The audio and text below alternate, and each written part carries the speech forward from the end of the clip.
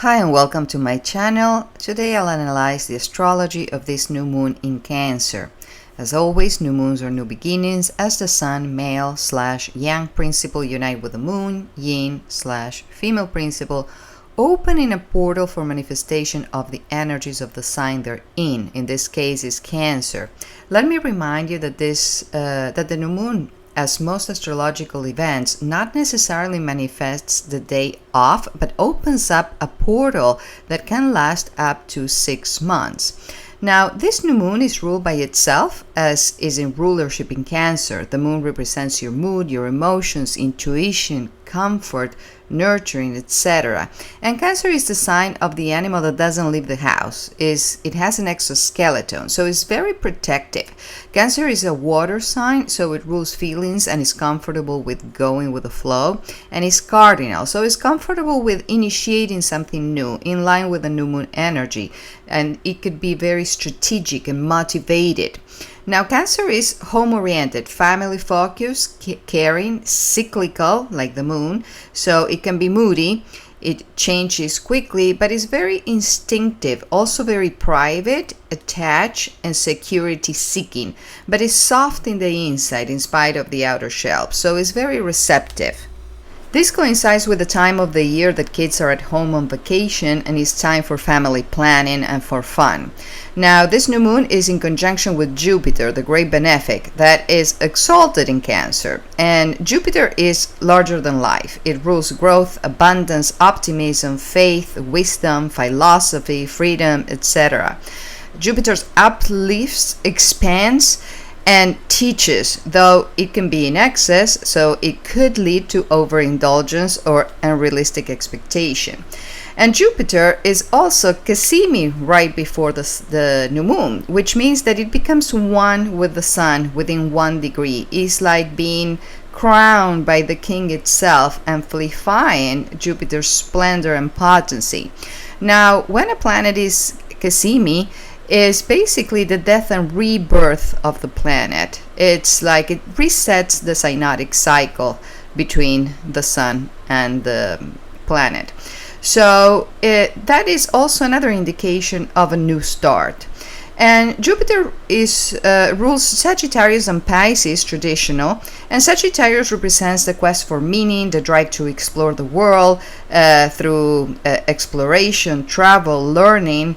It represents belief systems and experiences. It values expansion and freedom, often pushing boundaries. And Pisces represents the mythical, the spiritual dimension of life. It seeks oneness. It tunes with the invisible realms. Pisces has no boundaries and it can merge well with the others, sometimes too much. It rules dreams, intuition, the collective unconscious, and that is where we have our North Node now, that is like our North guiding star.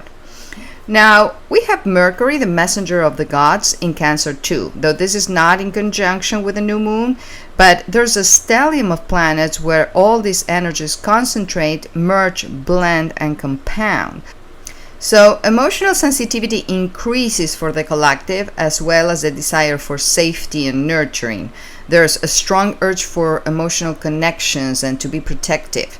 Jupiter expands everything that is the feelings, the beliefs, and the emotional reactions, for better and for worse. So the highs feel higher and the lows feel lower. There's a desire for personal growth, there's a need for truth and for freedom, and there's a need also for spiritual growth and depth. On a lower note, boundaries might blur and it could be too much. There's a potential for escapism and idealization, or getting overwhelmed and therefore defensive. On a higher note, there's a global or collective theme of healing, spiritual surging, and protecting the vulnerable with so much upheaval in the world. And speaking of the devil, I wonder what triggers this energy, because this energy with this concentration in Cancer reminds me of when the North Node was in Cancer in 2020. And that's when we literally had to stay home. So I'm not predicting another lockdown, but there is this vibe. So let's see what's for the rest of the chart. The new moon is square Saturn, and Neptune in the conjunction in Aries. And to recap, the Saturn is the planet of dense. It represents matter, authority, rules, structure, hierarchy, and is very slow and steady, building the foundation for a new life. And Neptune is complete opposite. It's dreamy, ethereal. It keeps up with the vision and with the faith. So this is an unlikely pair, while Saturn grounds us, so we can make things happen. Neptune tells us that there's more to life than brick and mortar, so we can manifest and then transcend that which manifests. It asks us to give it to God, to have faith. But it's in a square. So this energy is challenging us to manifest a new beginning in our lives, likely with our loved ones, that faces a tension between reality, Saturn, and idealism, Neptune. So basically it's a theme of what we can do with what we have and how. So whatever we start is actually sustainable. Now, because the new moon is in a sextile with Mars, the planet of action, in Virgo, the sign is an earth sign. This action is supported by a very grounded energy. And Mars wants to go, go, go, but Virgo tells us to slow down, to pay attention to detail. Mars in Virgo is very surgical. Mars is like the scalpel, and Virgo is like the archetype of the nurse. So it's something that needs to be cut, but we're going to do it in a careful way. We're going to be very discriminating. That's the right word. But because we also have the South Node in Virgo, and that's what we need to release, we don't want to be too anal, too critical, or let the tree hide the forest. And with Mercury in Cancer, that's another indication of paying attention to details, but more in a balanced way. We need to go more with the flow. So balance is this weird thing that is a challenge to achieve it, but more so to maintain it. Now with the new moon is in a semi-square with Venus, the other benefic and ruler of love, harmony, and she's in rulership in Taurus. So this is the sign of material values. And now we have both benefics dignify, so we can manifest what we want, but not without personal effort. We need to be invested. And Venus is in good aspects with the nodes of faith, supporting the mission, with the past and the future. Now the new moon is also in a quincunx with Pluto. And a quincunx is a very uncomfortable aspect because they have nothing in common. They don't have the same polarity, they don't have the same element, they don't have the same modality. And Pluto is the planet of death, rebirth, and transformation in Aquarius, the sign of the collective. But a quincunx, also what we call an inconjunction, is like the planets don't even speak to each other. So a transformation may feel very alien. We might want to be couch potatoes when the world is requiring us to step up our game. Now, there's a finger of God with this new moon and Mars also in an inconjunction with Pluto, pointing out to this transmutation, meaning transformation plus mutation, meaning growth and change. And this is unavoidable, as uncomfortable as it could be. But remember, in life you have two kind of periods, the periods of rest and the period of growth. And those are incompatible. When you rest, you don't grow, and when you grow, you don't rest. And we need to learn how to go with the ebb and flow, not to struggle with the juggle, so to speak. And with Venus in rulership and the moon too, we have both the feminine yin signs in power, which counterbalance this Mars energy, which is very relevant, not only as it forms, as it's part of the yacht with the new moon and Pluto, but also as it disposes the Saturn-Neptune conjunction in Aries. So there's a balance between aggression and diplomacy. And finally, Mercury, the planet of communication in Cancer, represents like our love language, how we communicate with our loved ones. They say that between what is said and not meant, and between what is meant and not said, most of love is lost, because we're more comfortable with sending someone to hell than saying sorry. And Mercury is in a square with wounded Chiron, the planet where we hurt, but also where we heal. So we need to learn how to talk about the issues that separate us, as vulnerability is paradoxically a strength.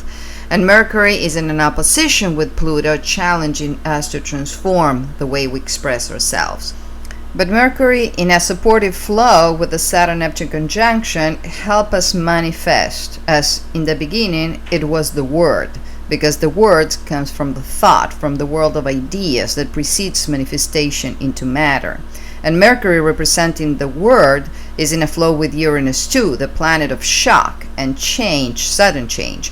And Uranus is the higher octave of Mercury, is electrifying, is liberating. So who knows?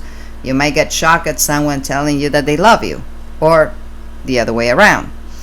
So overall, this is a positive, unifying new moon where we set the record straight. And this is by prioritizing what's important in our lives, and it takes the focus away from the world into our world.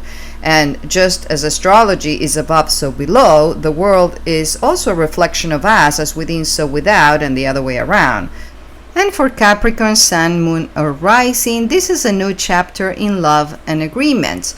This new moon lights up your 7th house of partnerships, contracts, and one-on-one dynamics, whether personal or professional. So your key relationships are asking you for a reset and a restart that honors your changing vision and your emotional needs. So you might get married, or you might start a new business with a friend.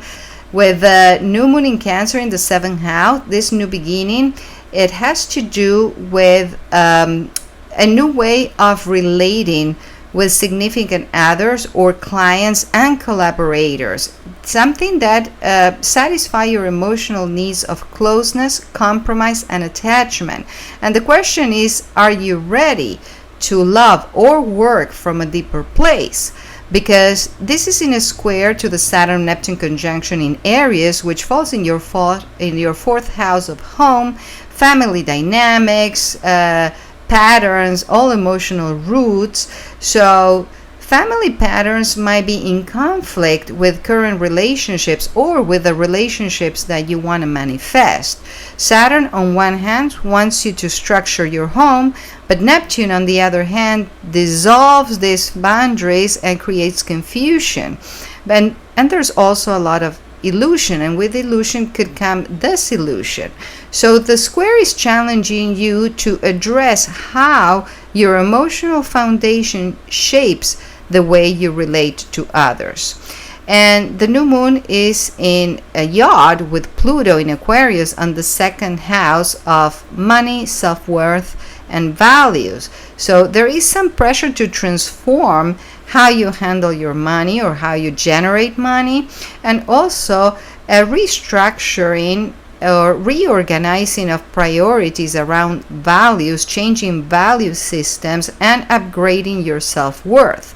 Because if you don't love yourself, you're not going to be good at loving somebody else either, okay?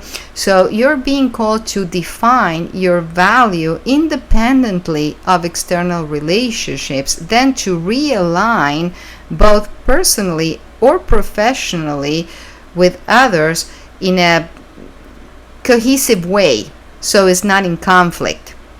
So to recap, the themes for Capricorn are: reimagine what partnership means emotionally and practically for you in your life. Heal all family patterns that might block any need for deeper connection. And own your value. Don't negotiate it away. So your success, both in love and in business, starts with your emotional security. So let this new moon recalibrate your relationship balance. And if you need a personal reading where I can help you the most, my prices are reasonable, so reach out to me at astrologybyvirginia@pm.me or check my website as astrologybyvirginia.com. I'm also working on a beginner's course to teach you how to learn your own chart, so stay tuned. And with that, I will leave you today. Please share the love and subscribe because it's good karma. It takes me more than a minute to make this, so just a sec to like. So if you do, put the thumbs up. If you don't, put the thumbs down. And please engage. Feel free to comment below, make requests, and I'll make my best to honor them. And hit the bell for notifications so you don't miss out. Remember, I will never reach out to you, so be aware of scammers. Thank you for your time. See you in the sign by sign. Namaste.